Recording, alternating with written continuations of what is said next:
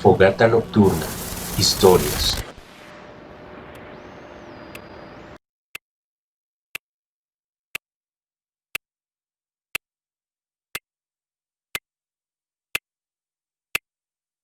Que quede claro que escribo esto bajo una fuerte tensión mental, ya que a partir de mañana no estaré más sin dinero y con la provisión de mi droga en la recta final. No podré soportar más esta tortura. Me arrojaré por la ventana, hacia la sucia y miserable calle de abajo. No pienso que por ser un esclavo a la morfina sea un débil, ni mucho menos un degenerado. Pero cuando hayan leído estas páginas, quizá entiendan, aunque no del todo, el por qué busco tener olvido o la muerte.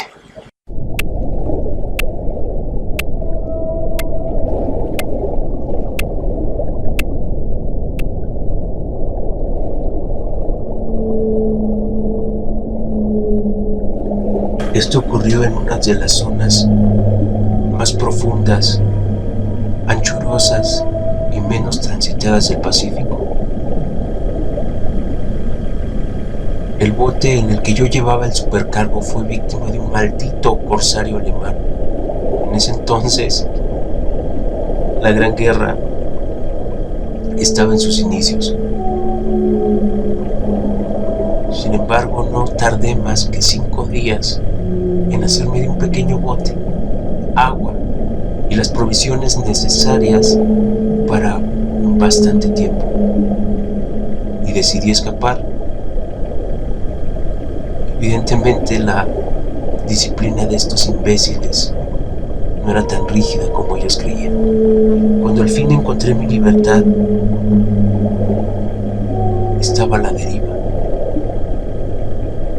Tenía muy poca idea de cuál era mi situación. Con un vago cálculo del sol y las estrellas, determiné que me encontraba en algún punto al sur del Ecuador. No había isla, no había costa que vieran mis ojos. Pero el tiempo, el maldito tiempo, era perfecto. Así que navegué a la deriva durante incontables días. Navegué sin rumbo, bajo un sol abrasador. Empecé a desesperarme en mi soledad, en medio de aquella ondulante e ininterrumpida inmensidad azul.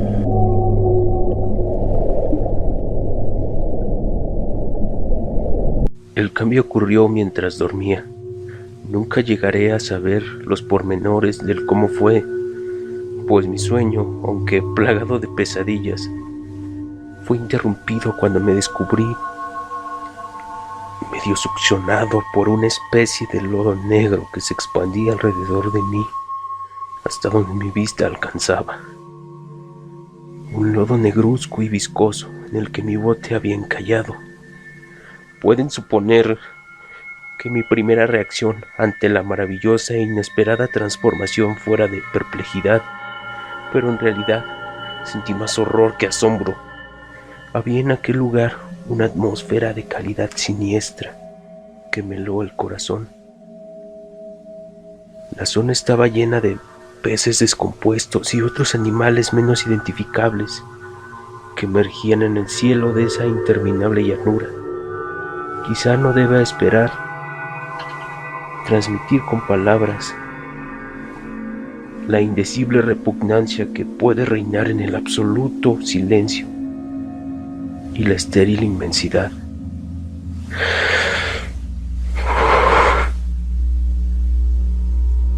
La absoluta quietud de uniformidad de aquel lugar me producía un terror nauseabundo.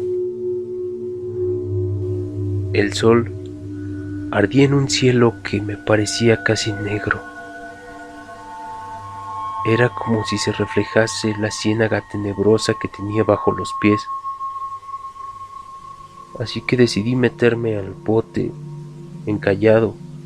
Ahí me di cuenta que mi situación puede ser explicada por una conmoción volcánica o algo parecido. El fondo acuático había emergido a la superficie, sacando a la luz regiones que durante millones de años habían estado ocultas bajo insondables profundidades. Tan grande era esta nueva tierra emergida debajo de mí que no logré percibir el más leve rumor de oleaje por mucho que agudizara mi oído, ni había aves marinas que se alimentaran de esos peces muertos. Varias horas estuve pensando y meditando sentado en aquel bote. A medida que el día avanzaba, el suelo iba perdiendo pegajosidad. En poco tiempo estaría lo bastante duro para poder recorrerlo fácilmente. Dormí poco esa noche. Al día siguiente me preparé una provisión de agua y comida para ir a buscar el desaparecido mar y un posible rescate. Comprobé la rigidez del suelo y puse mis 2 pies afuera de ese bote. El hedor a pescado era insoportable, pero me tenían preocupado cosas más graves como para que me molestase este desagradable inconveniente. Durante todo el día caminé dirección al oeste, guiado por una lejana colina que sobresalía por encima de las demás elevaciones del ondulado desierto. Acampé esa noche y al día siguiente proseguí la marcha hacia la colina. Al atardecer del 4.º día, lo recuerdo perfectamente, llegué al pie de dicha colina, que resultó ser mucho más alta de lo que había parecido de lejos. Tenía un valle delante que hacía más pronunciado el relieve respecto del resto.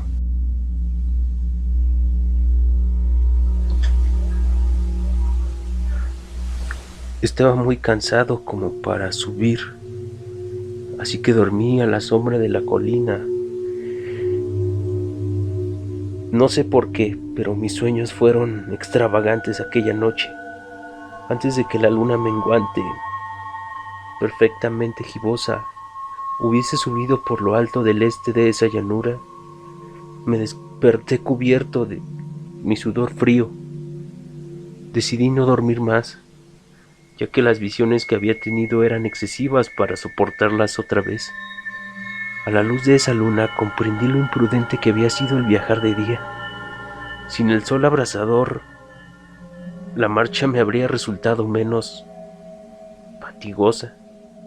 De hecho, me sentí nuevo, como para acometer el ascenso que por la tarde no había sido capaz de emprender.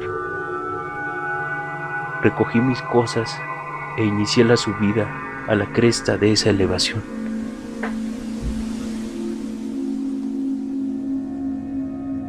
En mi interior se mezclaban extraños recuerdos del paraíso perdido y la espantosa ascensión de Satanás a través de remotas regiones de tinieblas. Al elevarse más la luna observé que las laderas del valle no eran completamente perpendiculares como lo había imaginado. La roca formaba cornisas y salientes que proporcionaban un apoyo relativamente cómodo para empezar un descenso. Comencé a bajar sin dejar de mirar hacia las profundidades estigias desde que no había penetrado la luz. De repente llamó la atención un objeto singular que estaba en una ladera opuesta. Un objeto el cual se erguía completamente recto como a un centenar de yardas de donde yo estaba. Era un objeto que brillaba en un resplandor blanquecino al recibir tan pronto los primeros rayos de la luz ascendente. No tardé en comprobar que era solo una piedra gigantesca, pero tuve la clara impresión de que su proporción y su contorno no eran enteramente obra de la naturaleza. En un examen más detallado, me llevé sensaciones imposibles de expresar, pues pese a su enorme magnitud y su situación en un abismo abierto en el fondo del mar, cuando el mundo era joven, me di cuenta, sin posibilidad de duda, de que ese extraño objeto era un monolito perfectamente tallado, cuya imponente masa había conocido el arte y quizá el culto de algunas criaturas vivas y pensantes. Confuso y asustado, aunque no sin cierta emoción de un científico o de un arqueólogo, examiné mis alrededores con atención. Al otro lado del abismo, unas pequeñas olas bañaban la base del cíclope monolito. Con la luna ahora en su punto más alto, pude distinguir en la superficie de aquel monolito inscripciones toscosas y relieves. La escritura pertenecía a un sistema de jeroglíficos desconocidos para mí y distintos a cuantos yo había visto en los libros, que trazaban consistentemente símbolos acuáticos, representando peces, anguilas, pulpos, crustáceos, moluscos, ballenas y toda clase de seres.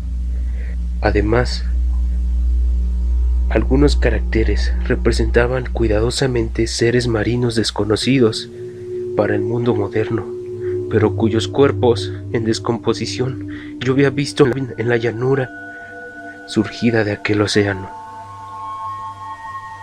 Había unos relieves claramente visibles, que a causa de sus proporciones, de sus figuras llamaban mi atención. Estos relieves pretendían representar hombres, o al menos cierta clase de hombres. Aparecían brincando como peces en el agua de alguna gruta marina o rindiendo homenaje a algún monumento. No me atrevo a describir con detalle sus rostros y sus cuerpos, ya que el mero recuerdo me produce turbaciones en la cabeza más grotescas de lo que podría conceber la imaginación. Detestablemente humanos en general, a pesar de sus manos y pies palmeados como aletas de pescado, sus labios espantosamente anchos y flácidos, ojos abultados y vidriosos y demás rasgos de un recuerdo menos agradable. Pero uno de los seres estaba en actitud de matar a una ballena que tomaba ligeramente mayor tamaño que él. En algún momento decidí que se trataba de los dioses imaginarios de alguna tribu pescadora o marinera, cuyos últimos descendientes debieron perecer antes que naciera el primer antepasado de Neandertal. Aterrado ante eso que había visto y sorprendido, pues todo esto rebasaba la concepción del más atrevido antropólogo, me quedé pensativo. Bajo la luz que me bañaba aquella luna. Entonces, de repente, lo vi. Tras una leve agitación que delataba su ascensión a la superficie, la entidad surgió a la vista sobre las aguas oscuras. Inmenso, repugnante, aquella especie de Polifemo saltó hacia el monolito como un monstruo formidable y pesadillesco. Él lo rodeó con sus brazos enormes y escamosos al tiempo que inclinaba la cabeza y daba de gritos acompasados. Creo que enloquecí entonces. No recuerdo muy bien los detalles de mi frenética subida por la ladera y el acantilado, ni de mi delirante regreso al bote varado. Creo que canté mucho y que reí insensatamente cuando no podía cantar. Tengo el vago recuerdo de una tormenta, poco después de llegar al bote. Como sea, sé que oí el estampido de los truenos y todos los ruidos que hace la naturaleza en los momentos de mayor irritación.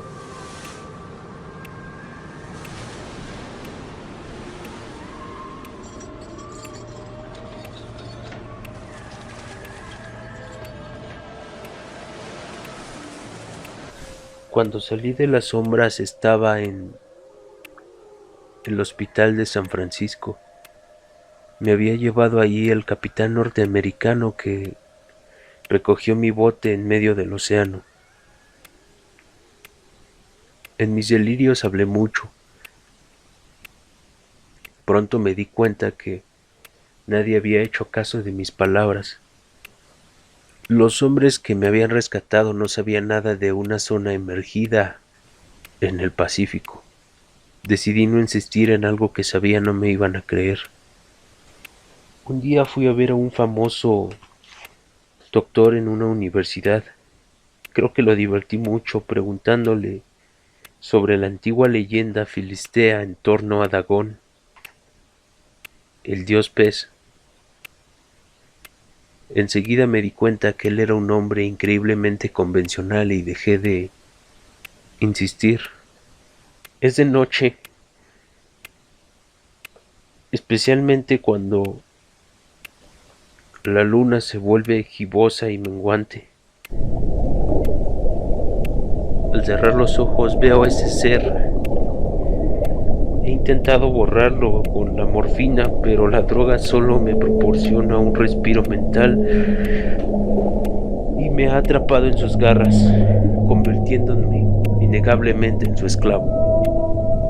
Así que voy a poner fin a todo esto, ya que he contado lo ocurrido para su información o diversión. Muchas veces me pregunto si eso no habrá sido una fantasmagoría o un producto de la fiebre que, a causa de la insolación, llegué a padecer. Me lo pregunto muchas veces, pero siempre me parece en respuesta a una visión monstruosa y vívida.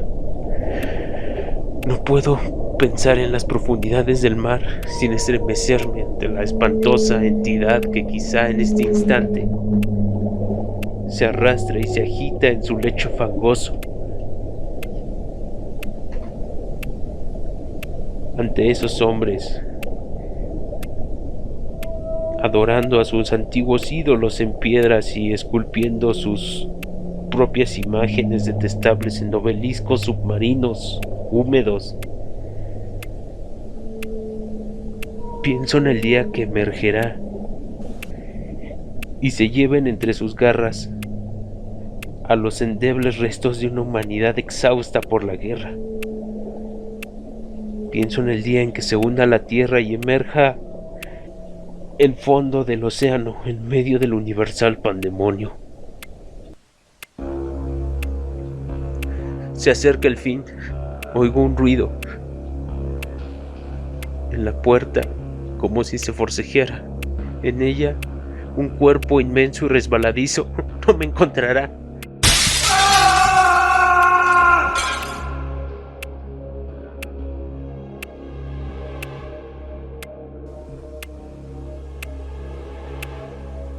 Dagón. Howard Phillips Lovecraft.